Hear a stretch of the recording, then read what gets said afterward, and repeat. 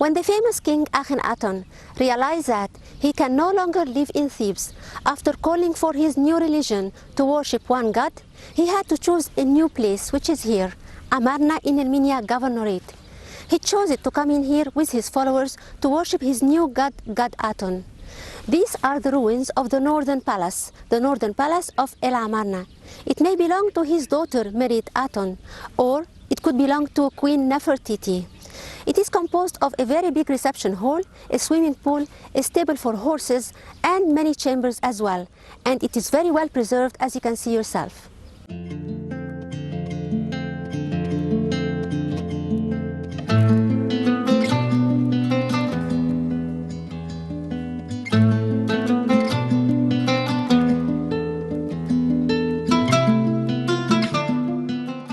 The history of religion in ancient Egypt before the time of King Akhenaton, and that's prior to the 14th century BC, was based on the numerosity of deities. Gods and goddesses were worshipped side by side across the whole country, each in his or her favorite city, with the main dominant god over them all, which was the sun god Amun.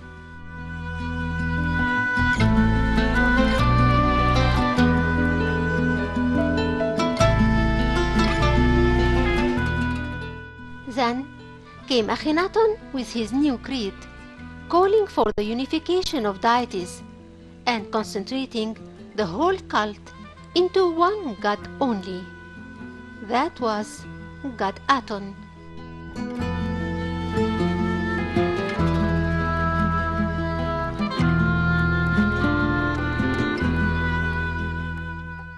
The word Aton wasn't new for the ancient Egyptian, for it actually meant the sun disk.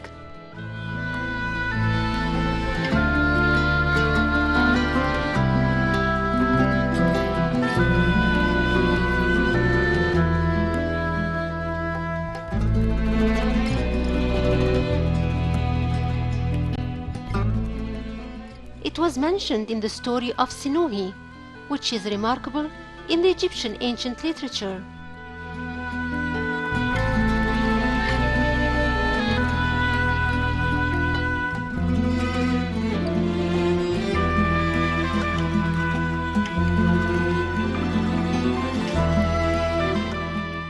Sinuhe said in his talk about the king of his time, he rose up to his horizon and became united with the sun disk Aton.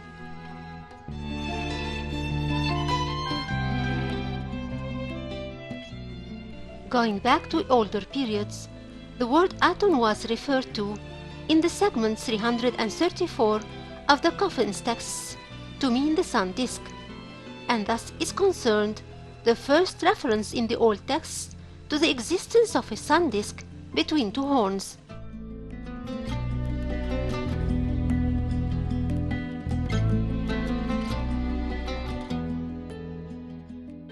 The sun disk here was connected to goddess Bat, who preceded the existence of Hathor.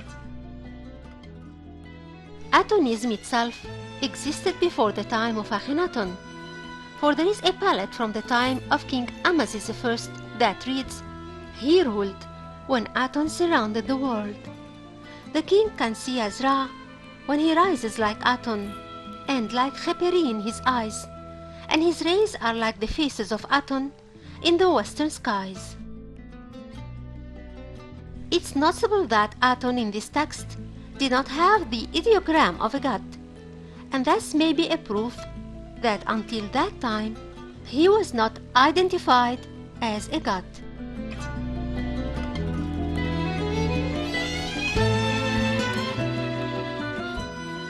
Atonism thrived in the time of King Amun-Hotep III, father of Akhenaton, for he was relieved on a stone block, worshipping Aton, who was pictured in the form of a human, topped by a sun disk, which is a symbol of God Aton.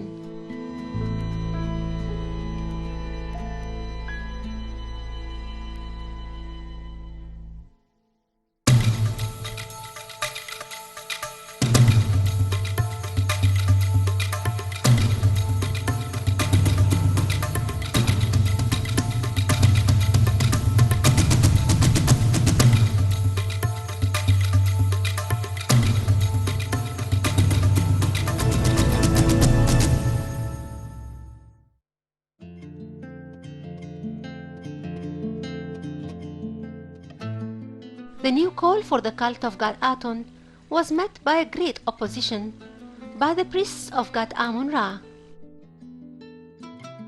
Their mighty power that brought them an enormous wealth was not to be compromised, and they felt their status strongly threatened.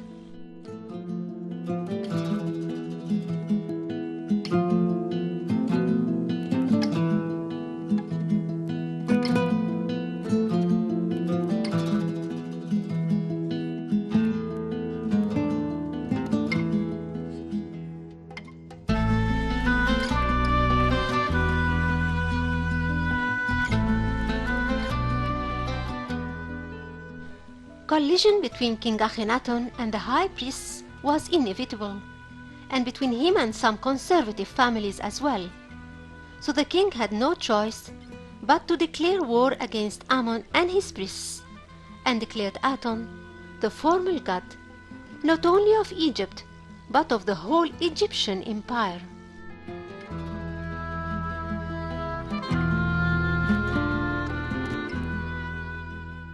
He had also ordered the conversion of all of Amun-Ra temples to make place for the cult of the new god, and to erase the name of Amon off the walls, and the other gods as well.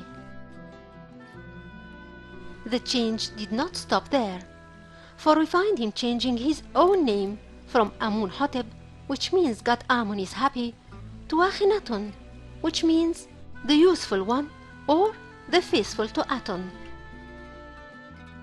As a result, a division happened in the country, especially in the lives of the country's high officials.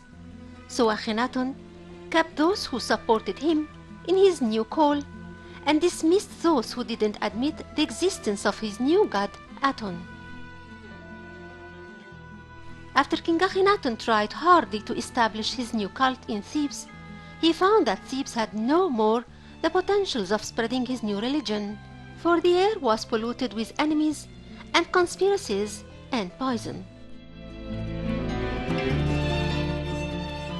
He had to look for a new location to move to and make a base from which he could invocate his new god.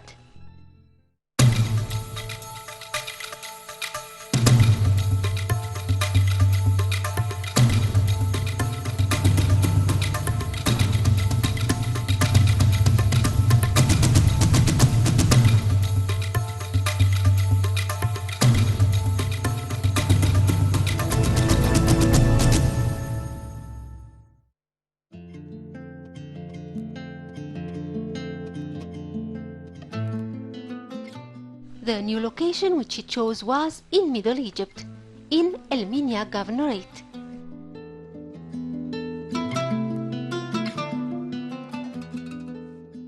It's the area over which 3 villages were built on its ruins. They are Tel el-Amarna and El-Hajj Qandil and El-Hawata, which is in Asyut Governorate. The whole area was named by him Akhet Aton, or the horizon of Aton. It's a plain land with pure soil, enabled to be cultivated, with a backdrop of mountains and miles away from the Nile, which divided it into 2 equal parts, both on the east side and the west side.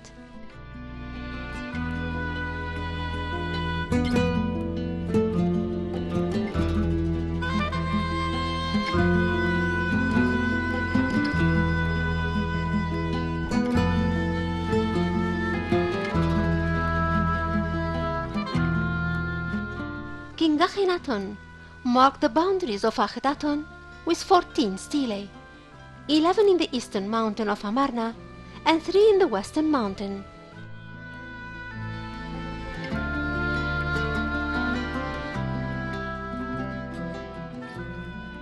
All of them had the same important inscription of his oath, that is never to leave this city until he dies.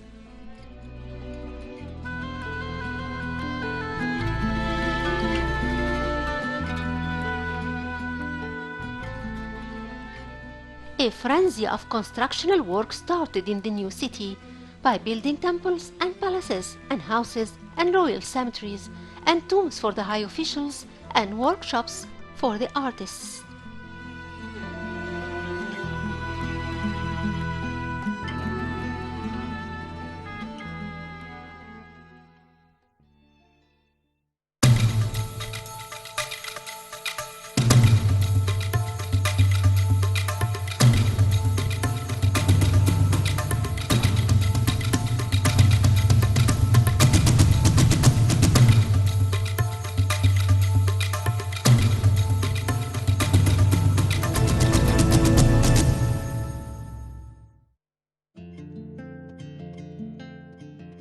Among the most important and interesting constructions are the royal palaces. That is because we can hardly find ancient ruins of the houses of the ancient Egyptians in general, for they considered their daily life house a decaying place that's gone just like the human body. So they built them of a decaying material, which is mud bricks.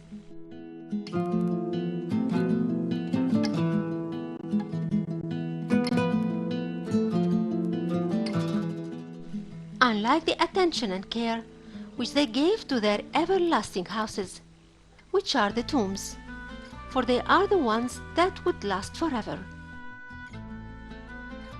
Thus, to find the ruins of not just an ordinary house, but of the royal palaces and of a controversial king like Akhenaton is really an incredible finding.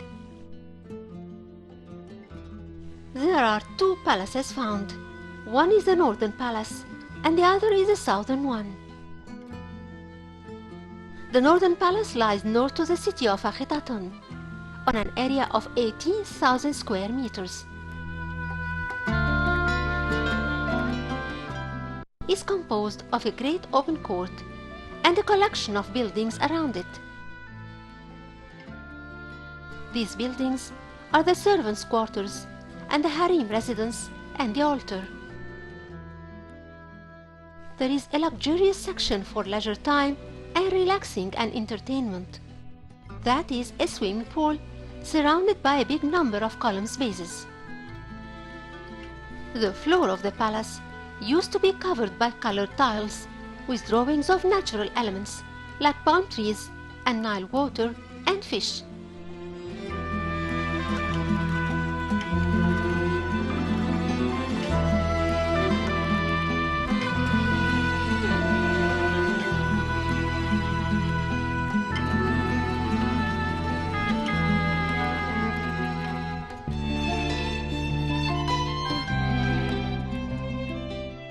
The enemies of Egypt are painted too, so that the king and his family and the entourage and officials can step over the enemies going and coming all the time. Part of that floor is in the Egyptian Museum in Cairo.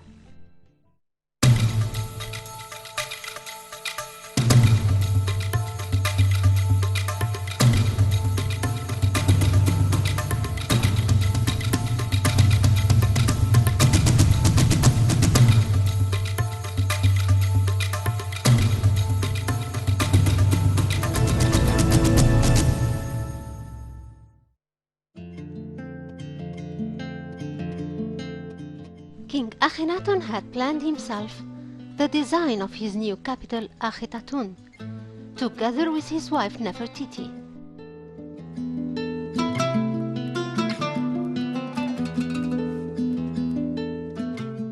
He had celebrated that event in a great celebration and recorded that on the border stele, which marked the borders of his sacred city, of which only 14 were left.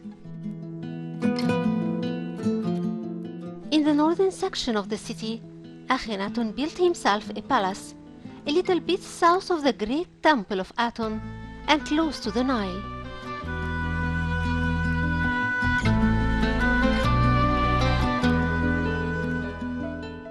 The buildings are in ruins, but we can still see the design of the palace clearly.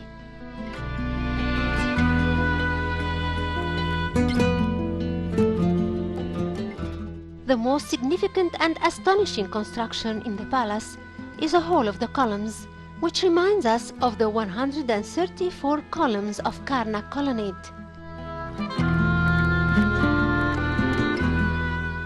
The size of the hall of the columns in the northern palace of King Akhenaton is 130 meters breadth by 72 meters length, which makes the halls of the royal palaces shrink beside it, especially when we compare it to the total area of the palace, which is 427 meters long and 153 meters wide.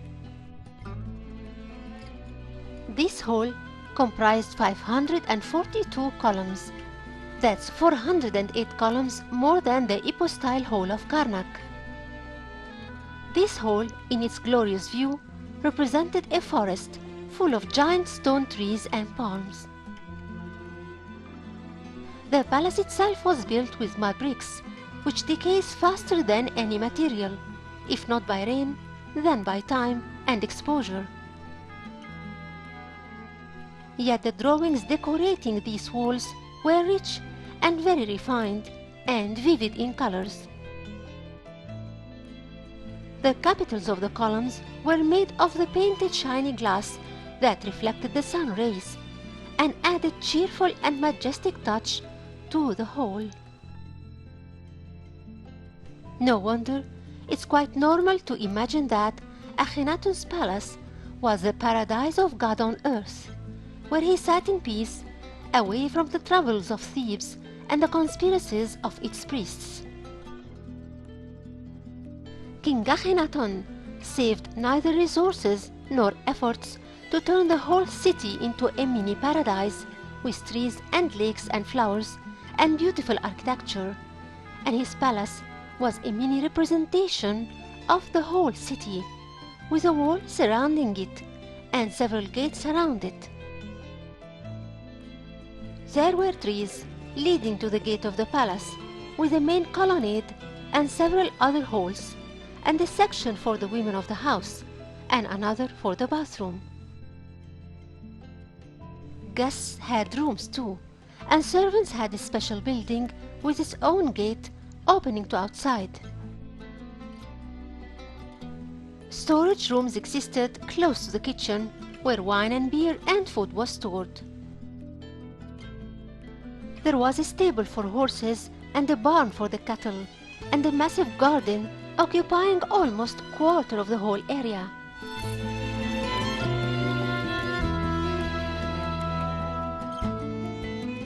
The City of the Horizon was built to embody the utopia of which Akhenaton dreamed and built step by step, and carried his name for eternity.